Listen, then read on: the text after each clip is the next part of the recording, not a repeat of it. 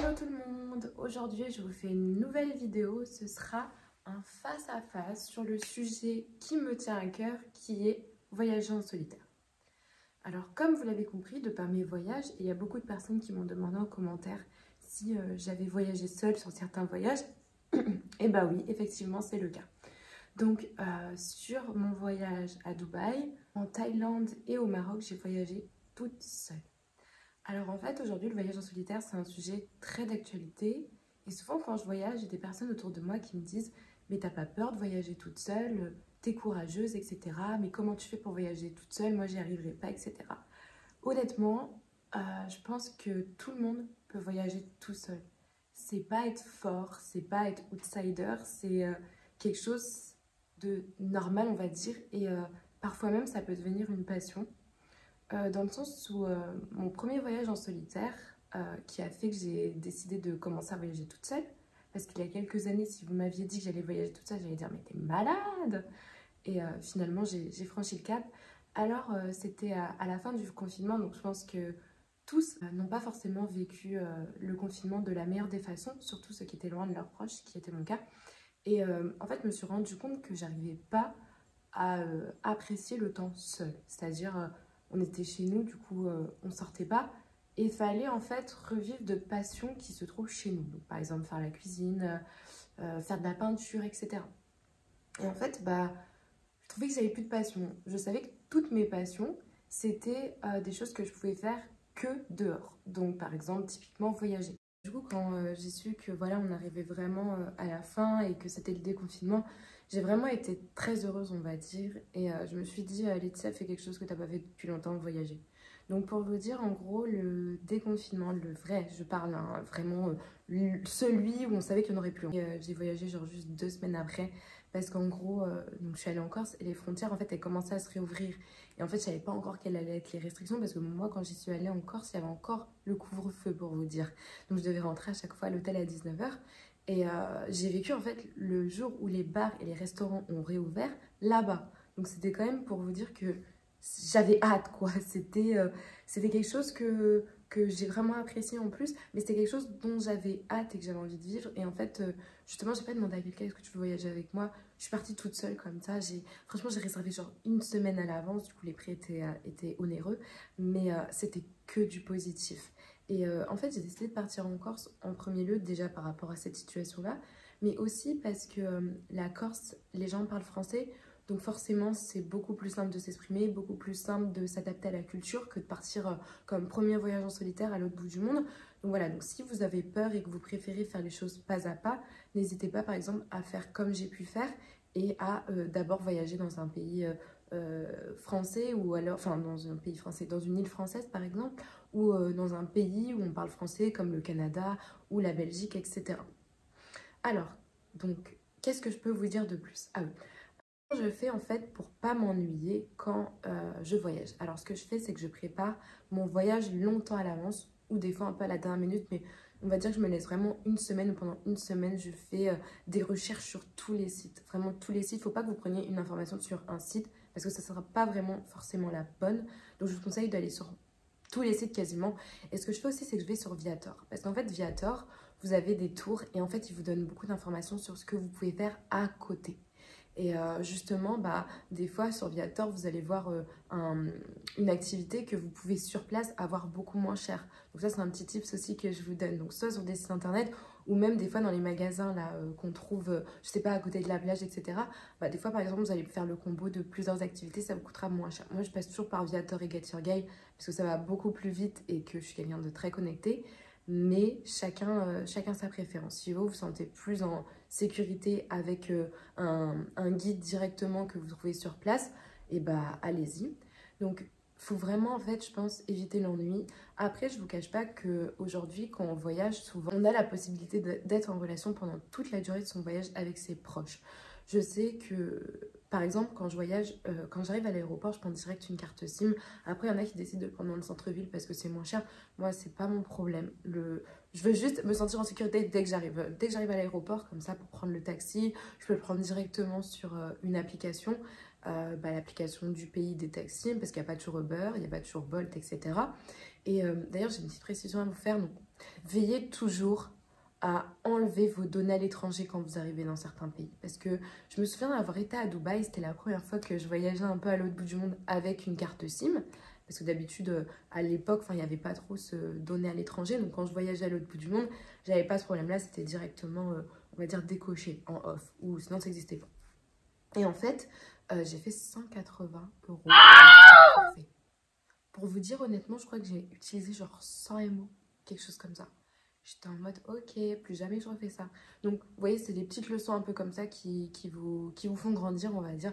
Donc, honnêtement, prenez une carte SIM à l'aéroport, je pense. Donc, ensuite, ce que je peux vous dire, c'est que par rapport aux activités que vous allez faire, souvent, vous allez rencontrer des gens qui sont comme vous, qui sont en voyage en solitaire et qui ont juste envie d'une chose, c'est de rencontrer du monde, de faire la fête, etc. et juste de s'éclater. Donc, allez vers ces personnes-là, même si vous les voyez 15 jours et que le lendemain, ils vont dans une autre destination, franchement, c'est que du plus. En fait, ces personnes-là vont vous aider parce qu'elles vont vous permettre des fois de vous sentir un peu en sécurité dans le pays. Par exemple, je sais pas, j'ai des bêtises, vous vous êtes perdu dans la Médina, comme moi par exemple au Maroc. Et là, vous avez rencontré des gens et du coup, vous envoyez un petit message en disant: ah, coucou, je me suis perdue, est-ce que tu peux m'aider? Parce qu'en fait, par exemple, typiquement au Maroc, les touristes se trouvent tous au même endroit. Donc en général, les personnes que vous allez rencontrer, elles seront toutes au même endroit avec vous. Limite, ça sera votre voisin, votre voisine, etc. Donc voilà, c'est des petites anecdotes aussi. Après, ce que je peux dire de plus, moi, ce que j'aime en voyage en solitaire, c'est vraiment la liberté que vous avez. C'est-à-dire que vous partez à l'étranger, loin du monde, vous partez où vous voulez, quand vous voulez. Et en fait, vous avez la possibilité comment dire, de faire les activités que vous voulez, quand vous voulez. Il n'y a pas de contrainte de temps, etc. Si par exemple, vous voulez prendre votre déjeuner à 9h10 et non à 9h30, vous le prenez à 9h10. C'est plein de petites choses comme ça qui sont agréables. Aussi, ce que j'aime, c'est vraiment, je pense que ça dépend parce que franchement, j'ai rencontré un couple typiquement au Maroc et c'était des gens genre très ouverts qui aimaient bien rencontrer des gens en solitaire, etc. Et ils étaient très friendly. Donc je pense qu'il y a certaines personnes qui, même s'ils sont en couple, ils vont quand même s'ouvrir au monde. Moi, je sais que quand je voyage avec des proches, etc., j'ai tendance quand même à me fermer et à vraiment profiter juste de l'instant présent avec mes proches. Je dirais pas que c'est bien ou que c'est pas bien, chacun vit son voyage comme il veut. Et c'est la raison pour laquelle aussi je voyage seule à côté. Et en fait, donc ce que je disais, c'est que faut vraiment en fait que vous profitiez de ces moments-là pour rencontrer ces personnes-là, pour programmer des activités parfois avec elles. Je sais que typiquement à Dubaï, il y a plusieurs activités que j'ai pas fait toute seule. J'ai fait avec des filles extraordinaires que j'avais rencontrées là-bas sur place. Donc voilà, c'est que du positif.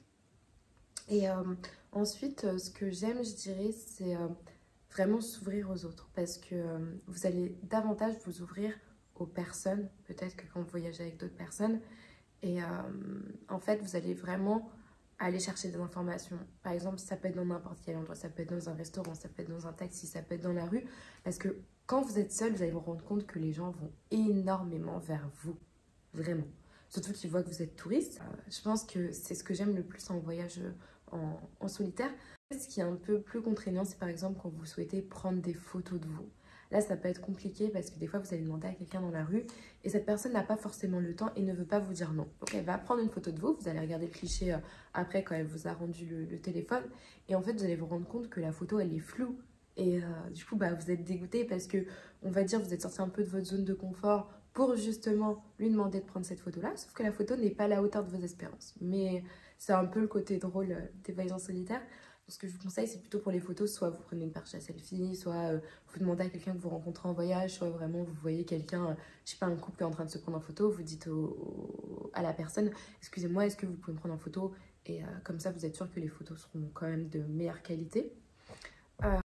Après, ce que j'apprécie aussi en voyage en solitaire, parce que là j'ai parlé de ce que j'aimais moins, mais il y a beaucoup plus de positifs pour moi que de négatifs. Ce que j'apprécie en fait en voyage en solitaire, c'est que vous allez grandir, clairement.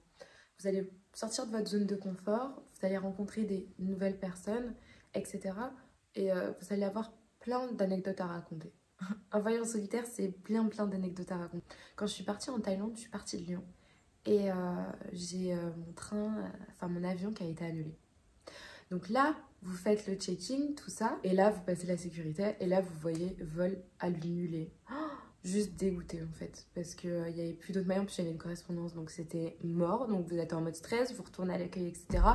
Là, vous avez de la chance, on vous trouve un vol de repli, mais honnêtement, c'est dormir à l'hôtel, même si en général, ils vous payent l'hôtel, et c'est décaler votre séjour d'une journée. Le problème, c'est que dans le vol que j'ai eu, donc c'était en gros, je faisais Lyon-Munich et Munich-Bangkok. Et là, en fait, ça me faisait faire Lyon-Vienne, Vienne-Bangkok, l'avion de repli. Et c'était le lendemain. Et j'ai attendu 10 heures à l'aéroport à Vienne. En plus, j'avais réservé mes hôtels. Donc, j'étais un peu dégoûtée. Enfin, je dirais dégoûtée pour utiliser un mot minimal sur le moment. J'avais juste la haine. La haine contre la compagnie, surtout qu'ils m'ont remboursé que 30 euros. Voilà, donc c'est plein de petites anecdotes comme ça qui peuvent vous arriver. Et justement, ça dépend comment vous allez le prendre. Moi, je l'ai pris en plus. Mais je sais que parfois, si vous vous retrouvez avec des proches à vous, vous n'allez pas forcément réagir de la même façon. Et du coup, ça peut tout de suite faire un scandale et que la personne avec vous dit « Ah non, c'est bon, j'annule, etc. » Donc, c'est un peu les trucs comme ça, des fois, en voyage en solitaire, qui sont assez drôles, on va dire. Alors, après, qu'est-ce que je peux dire de plus? Alors, moi, franchement, toutes les personnes qui hésitent, je leur conseille de franchir le cap parce que vous allez déjà gagner en confiance en vous. Et puis, si vous êtes quelqu'un de timide, vous allez voir que vous êtes capable de le faire et que vous pouvez vous aussi aller vers les autres. Et je pense que ça va vraiment être en fait un plus pour vous et que de belles histoires en fait à raconter à vos proches. Une autre question que beaucoup de personnes peuvent se poser et que moi aussi je me suis posée quand j'ai commencé à voyager seule, c'est que je suis une femme et on a tendance à dire t'es une femme, t'as pas peur de voyager seule. Alors pour moi, la sécurité en voyage, elle touche tout le monde, que vous soyez un homme ou une femme. Faut que vous vous mettiez le plus en sécurité possible, honnêtement. Je pense pour vous mettre en sécurité, déjà, c'est trouver les tips sur Internet, les choses qui peuvent vous arriver, etc.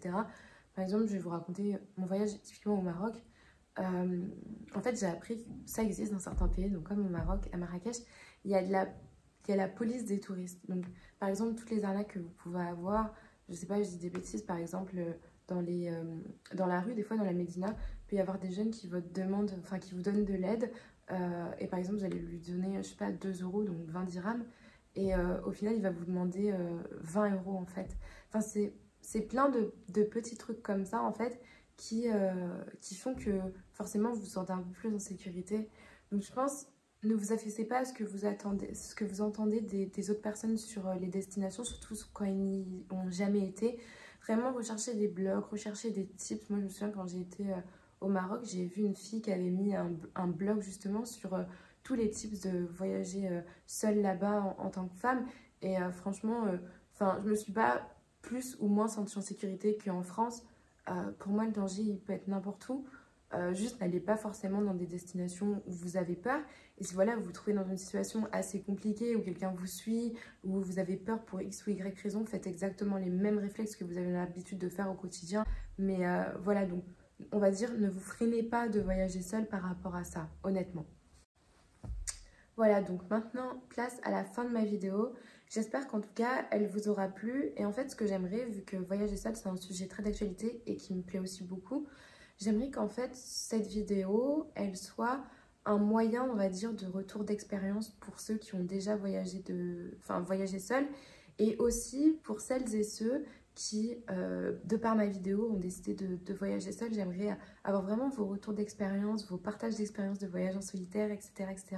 Donc n'hésitez pas à mettre tout ça en commentaire.